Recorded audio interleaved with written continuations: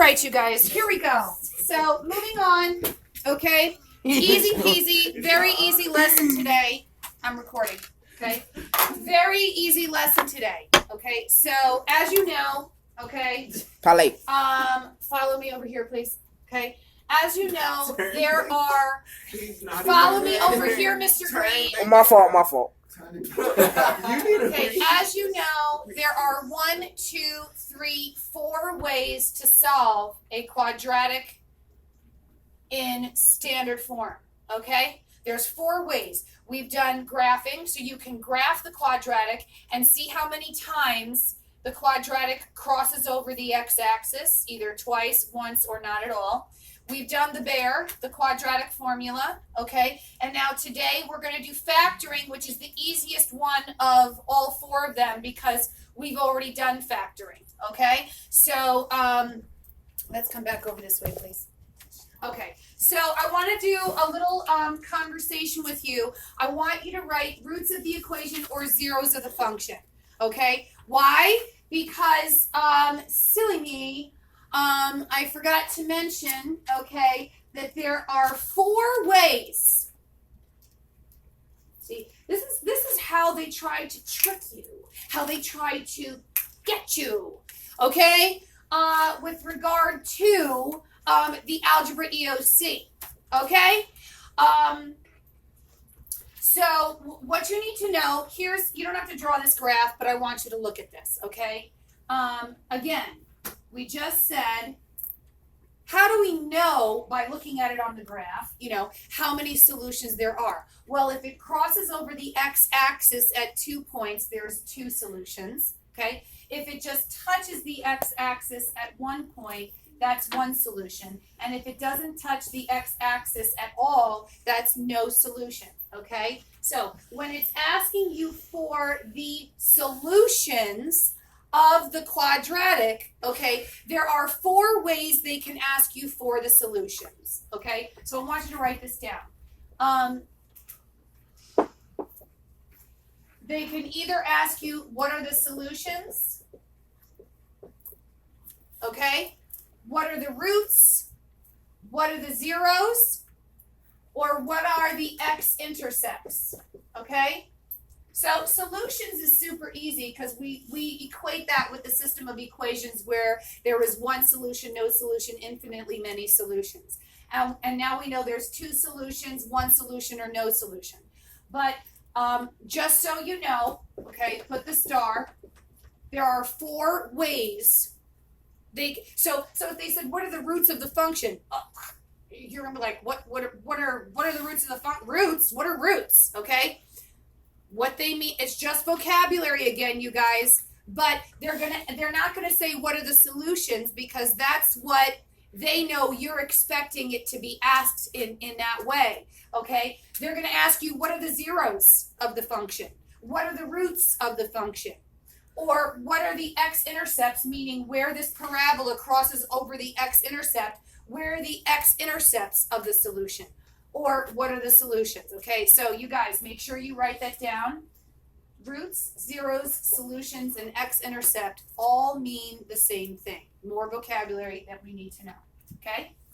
So, having that been said, easy peasy, factoring. So, title, factoring quadratics, okay? Title that now.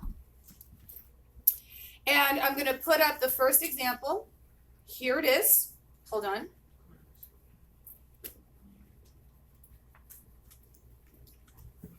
Okay, which we already know how to do, so I'm going to discuss it with you because in a former video, I'm going to make this bigger, solving by factoring.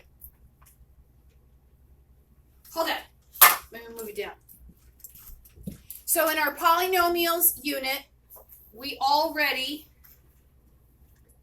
okay, freeze it. Freezing. There we go. Whoop. There we go. Okay, that's why I teach it in the way that I do. Okay, folks?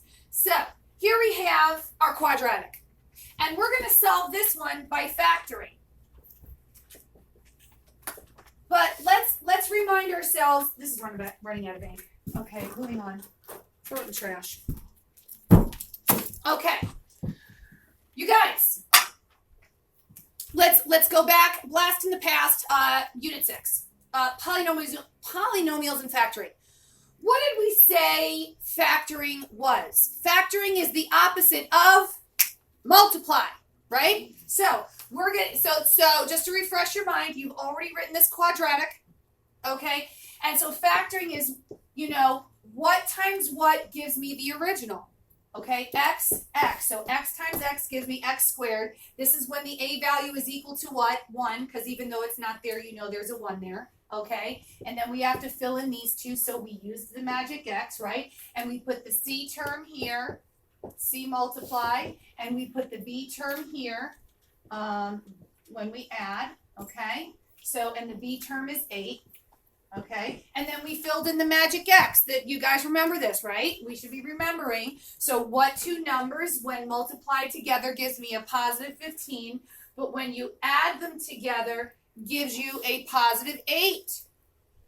So we should say positive 3 and positive 5, but don't trust it, test it, okay? Is 3 times 5 15? Yes. Is 3 plus 5 8? Yes. So where do these two numbers go? They go here, plus 3 and plus 5. And remember, if you put 5 here and 3 here, doesn't matter. It's still correct.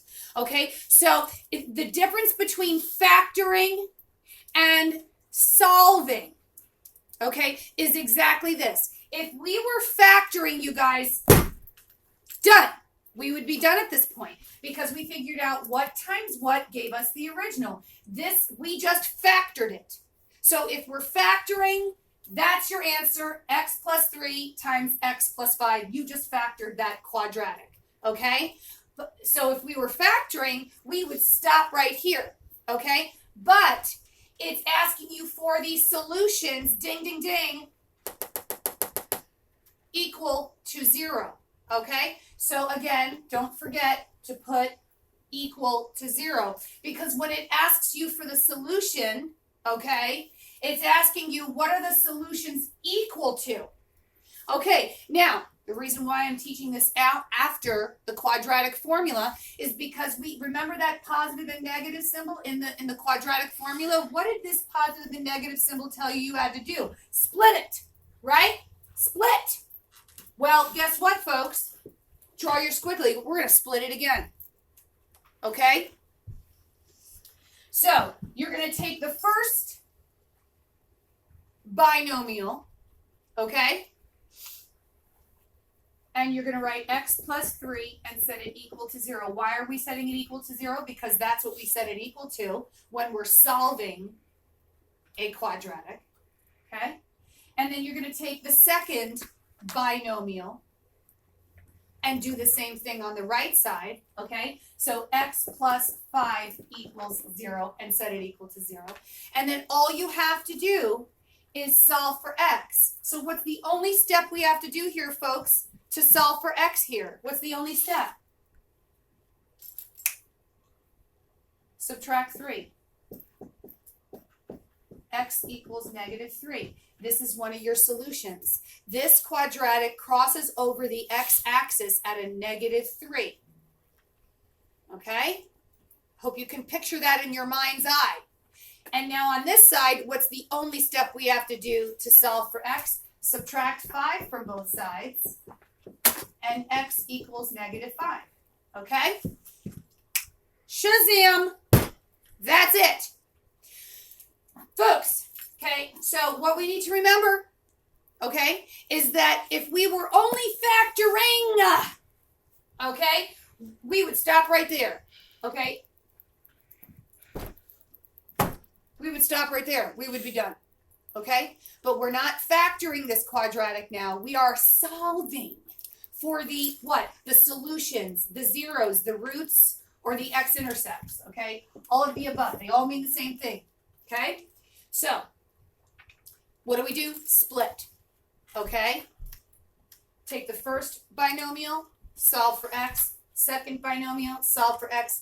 Negative 3 and negative 5 are your two solutions for this quadratic, okay? That's a wrap for the first video, Mr. Green. Thank you.